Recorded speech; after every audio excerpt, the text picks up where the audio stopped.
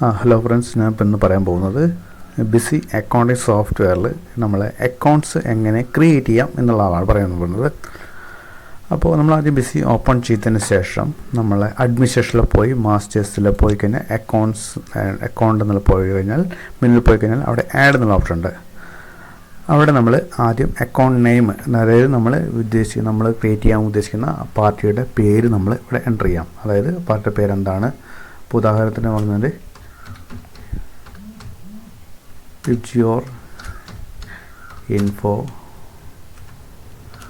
SOLUTIONS solutions എന്നുള്ള ഒരു സ്ഥാപനമുണ്ട് വെച്ചാൽ ആ സ്ഥാപനത്തിന് എൻ്റർ അടിച്ച് ഇതിവിടെ നമ്മൾ അലിയാസ് എന്നുള്ള ഓപ്ഷൻ ഉണ്ട്. അലിയാസ് എന്ന് പറഞ്ഞാൽ നമുക്ക് ആ ഒരു അക്കൗണ്ട് ക്രിയേറ്റ് ചെയ്യുന്ന സമയത്ത് നമ്മൾ കൂടെ അലിയാസ് കൊടുത്തു കഴിഞ്ഞാൽ ബില്ലടിക്കുന്ന സമയത്ത് ആ അലിയാസ് കോഡ് നമ്മൾ കൊടുത്തു കഴിഞ്ഞാൽ ഉദാഹരണത്തിന് 1001 നമ്മൾ ഇട്ട് കൊടുത്തു കഴിഞ്ഞാൽ ബില്ലടിക്കുന്ന സമയത്ത് ഓട്ടോമാറ്റിക് നമുക്ക് പെട്ടെന്ന് ക്രിയേറ്റ് ചെയ്യാൻ പറ്റും.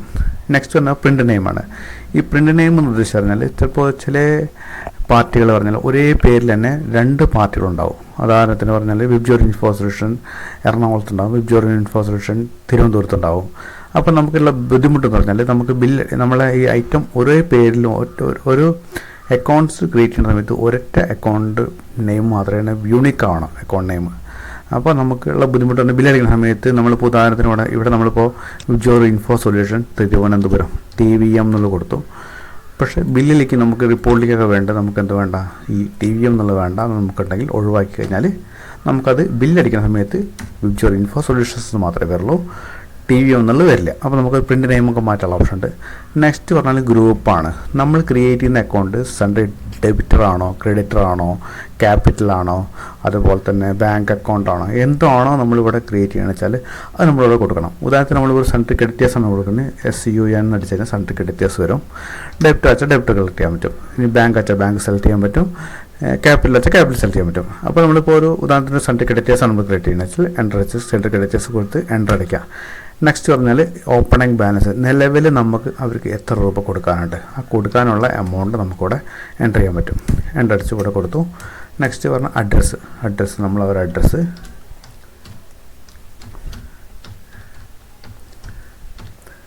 എറണാകുളത്ത് കൊടുത്തു. നെക്സ്റ്റ് പറഞ്ഞാൽ ഇവിടെ അഡ്രസ്സിൻ്റെ ഡീറ്റെയിൽസ് എല്ലാം എൻ്റർ അടിച്ചു.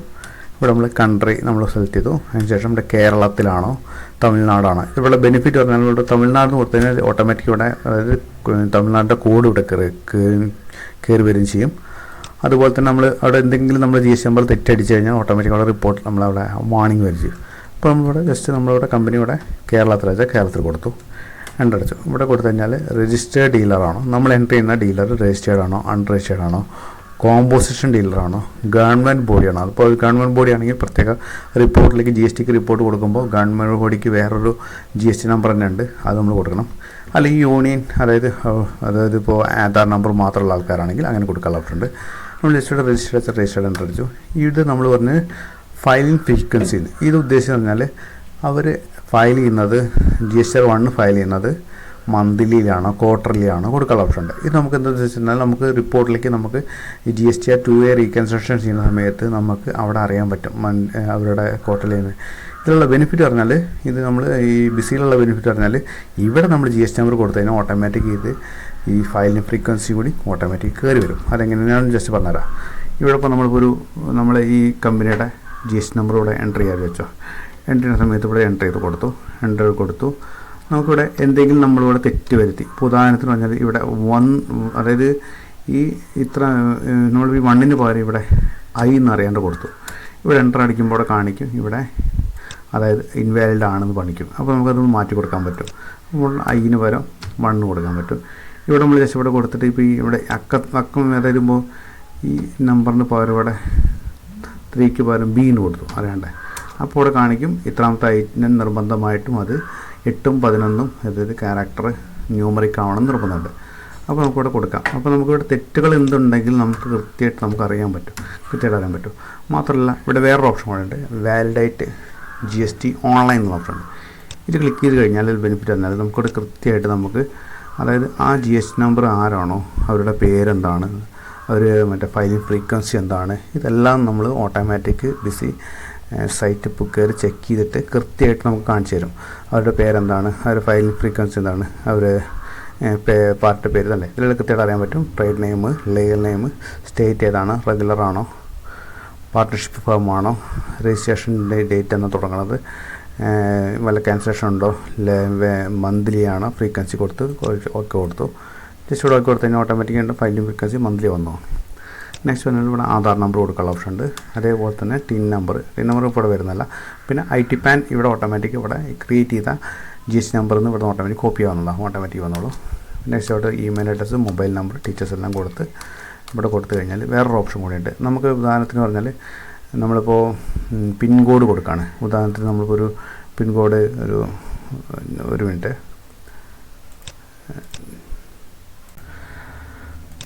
നമ്മളിവിടെ പിൻകോഡ് നമ്മൾ കൊടുക്കുകയാണ്. പിൻകോഡ് നമ്മൾ കൊടുക്കുന്ന സമയത്ത് നമ്മൾ ജസ്റ്റ് ഇവിടെ പിൻകോഡ് നമ്മൾ കൊടുത്തു കഴിഞ്ഞാൽ എറണാകുളത്തിൻ്റെ പിൻകോഡ് നമ്മൾ കൊടുത്തു കഴിഞ്ഞാൽ ഇവിടെ ഒരു ഓപ്ഷൻ കൊണ്ട് ചെക്ക് ഡിസ്റ്റൻസ് ഓപ്ഷൻ ഉണ്ട്. ഇത് നമ്മൾ ഉദ്ദേശിച്ചു കഴിഞ്ഞാൽ നമ്മുടെ കമ്പനിയും ആ പിൻകോഡും തമ്മിലുള്ള ഡിസ്റ്റൻസ് ഓട്ടോമാറ്റിക് കാൽക്കുലേറ്റ് ചെയ്തിട്ട് അപ്ഡേറ്റ് ഡിസ്കൗണ്ട് ഡിസ്റ്റൻസ് കൊടുത്തു കഴിഞ്ഞാൽ ബെനിഫിറ്റ് പറഞ്ഞാൽ ബില്ല് ചെയ്യുന്ന സമയത്ത് ബിസിക്ക് ഒരു പ്രത്യേകത ഉണ്ട്. നമുക്ക് ഓട്ടോമാറ്റിക് ബില്ല് ജനറേറ്റ് ചെയ്യാം. അതായത് സൈറ്റ് കയറിയിട്ട് ഓട്ടോമാറ്റിക് നമ്മൾ വീണ്ടും ക്രിയേറ്റ് ചെയ്യേണ്ട ആവശ്യമില്ല. ഒരു ബില്ല് അടിച്ച സമയത്ത് നമ്മൾ വീണ്ടും നമ്മൾ സൈറ്റിൽ കയറിയിട്ട് ബില്ല് ക്രിയേറ്റ് ചെയ്യേണ്ട ആവശ്യമില്ല. ബിസിയുടെ സെയിൽ ബില്ല് സേവ് ചെയ്യുന്നതോടുകൂടി നമുക്ക് ബില്ല് ജനറേറ്റ് ചെയ്യാനുള്ള ഓപ്ഷൻ ഉണ്ട്. അപ്പോൾ എന്താ പോകണമെന്നാൽ ഈ ഡിസ്റ്റൻസ് അവിടെ ഓട്ടോമാറ്റിക് എടുത്തോളും. അടിച്ച് നെക്സ്റ്റ് വന്നാൽ മെയിൻ്റെനൻസ് ബിൽ ബാലൻസിങ്. ഇത് നമ്മൾ ഉദ്ദേശിച്ച് പറഞ്ഞാൽ ഒരു പാർട്ടിക്ക് നമ്മൾ 2-3 ബില്ലടിച്ചു. അതായത് ബില്ലടിച്ച് കഴിഞ്ഞാൽ ആ ഓരോ ബില്ലിന് അഗേൻസ്റ്റും ഒരു റെഫറൻസ് നമ്പർ ജനറേറ്റ് ചെയ്യും. അതിൻ്റെ ക്രെഡിറ്റ് ഡേയ്സും പീരീഡും വ്യത്യാസം ഉണ്ടാവും. അതനുസരിച്ച് റിപ്പോർട്ട് കിട്ടുന്ന സമയത്ത് കൃത്യമായിട്ട് ഔട്ട്സ്റ്റാൻഡിങ് റിപ്പോർട്ട് അനലൈസ് ചെയ്യാൻ പറ്റും. കൃത്യമായിട്ട് നമുക്ക് അനലൈസ് ചെയ്യാൻ പറ്റും. അതിന് വേണ്ടിയിട്ടാണ് ഈ മെയിൻറ്റെയിൻ ബിൽ ബാലൻസ് യെസ് കൊടുക്കുന്നത്. നെക്സ്റ്റ് പറഞ്ഞാൽ ഇവിടെ ക്രെഡിറ്റ് ഡേയ്സ് നമ്മൾ ഡീകോൾഡ് ആയിട്ടുള്ള പർച്ചേസ് ഡേയ്സ് നമ്മൾ 15 ദിവസമാണ് കൊടുത്തു കഴിഞ്ഞാൽ ഇത് റിപ്പോർട്ട് കിട്ടും. നെക്സ്റ്റ് പറഞ്ഞാൽ ഇതേപോലെ തന്നെ ഡിഫോൾട്ട് ടൈപ്പ് കൊടുത്ത് എൻ്റർ അടിച്ച് ഇവിടെ സീനിയറിൽ കൊടുത്തു. ഇവിടെ നെക്സ്റ്റ് പറഞ്ഞാൽ ഇവിടെ ഒരു ഓപ്ഷൻ കൂടെ ഉണ്ട്. ബെനിഫിഷ്യറി അവരുടെ ബാങ്കിൻ്റെ നെയിം, ബാങ്കിൽ എന്താ വേണ്ടത് ഇത് നമ്മൾ കൊടുക്കേണ്ടതെന്ന് വെച്ച് കഴിഞ്ഞാൽ നമുക്ക് ബിസിക്ക് വേറൊരു സംഗതി കൂടെ ഉണ്ട്. നമ്മളിവിടെ ചെക്ക് ബുക്ക് പ്രിൻറ്റിങ് എന്നുള്ള ഓപ്ഷൻ. ചെക്ക് ലീഫ് നമുക്ക് ഇതിൽ നിന്ന് പ്രിൻറ്റ് ചെയ്യാൻ പറ്റും. അതായത് ചെക്ക് ബുക്ക് നമുക്ക് ബാങ്കിൽ നിന്ന് കിട്ടുന്ന ചെക്ക് ലീഫ് നമുക്ക് കിട്ടിക്കഴിഞ്ഞാൽ ആ ചെക്ക് ലീഫ് നമുക്ക് ചെക്ക് ലീഫ് എൻ്റർ ചെയ്യേണ്ട പേരും അതേപോലെ തന്നെ അവരുടെ ഡീറ്റെയിൽസും എല്ലാം ഇതൊന്ന് പ്രിൻ്റ് എടുക്കാൻ പറ്റും. അപ്പോൾ ഈ ബെനിഫിഷ്യറി നെയിം ഇവിടെ കൊടുത്തു കഴിഞ്ഞാൽ അത് പ്രിൻറ്റിലേക്ക് വരും. അവരുടെ ബാങ്ക് നെയിം, അവരുടെ bank account number, IFSC code, details എല്ലാം കൊടുത്ത് സേവ് ചെയ്താൽ പറ്റും. അപ്പോൾ ഇത് നമ്മളിപ്പോൾ കൊടുത്തു കഴിഞ്ഞാൽ ഈ reference number bill balancing enable ചെയ്തുകൊണ്ട് ഇവിടെ നമ്മൾ ഒരു റെഫറൻസ് കൊടുക്കണം. അപ്പോൾ OB എന്ന് കൊടുത്തു, OB 01 കൊടുത്തു. ഇവിടെ ഡേറ്റ് നമ്മൾ കൊടുത്തു. ഇവിടെ എൻ്റർ വെച്ചു. ആ ഡേറ്റ് നമ്മൾ കൊടുത്ത് സേവ് ചെയ്തു. ഇതാണ് നമ്മൾ ഒരു അക്കൗണ്ട് ക്രിയേറ്റ് ചെയ്യുന്ന സമയത്ത്, ബില്ലിംഗ് അക്കൗണ്ട് ക്രിയേറ്റ് ചെയ്യുന്ന സമയത്ത് നമുക്കൊരു അക്കൗണ്ട് വേണ്ടി ക്രിയേറ്റ് ചെയ്യാം. അതായത് നമ്മൾ പറഞ്ഞാൽ ബാങ്ക് അക്കൗണ്ട് SBI എന്നുള്ളൊരു ബാങ്ക് ഉണ്ട്. SBI ബാങ്ക് കൊടുത്തു. അതിൻ്റെ അടുത്ത് ഇവിടെ കൊടുത്തു കഴിഞ്ഞാൽ ഇവിടെ ബാങ്ക് അക്കൗണ്ട് വിളിക്കാം. ബാങ്ക് അക്കൗണ്ട് വിളിക്കാൻ 2 രീതിയിൽ ബാങ്ക് അക്കൗണ്ട്. ഒന്ന് നമ്മൾ ബാങ്ക് അക്കൗണ്ട് ഉണ്ടാവും, സാധാ ബാങ്ക് അക്കൗണ്ട് ഉണ്ടാവും, OD ഉണ്ടാവും. ആ ബാങ്ക് അക്കൗണ്ട് വെച്ചാൽ ബാങ്ക് അക്കൗണ്ട് ക്രിയേറ്റ് ചെയ്തു കൊടുത്തു. ഇവിടെ അടിച്ചു.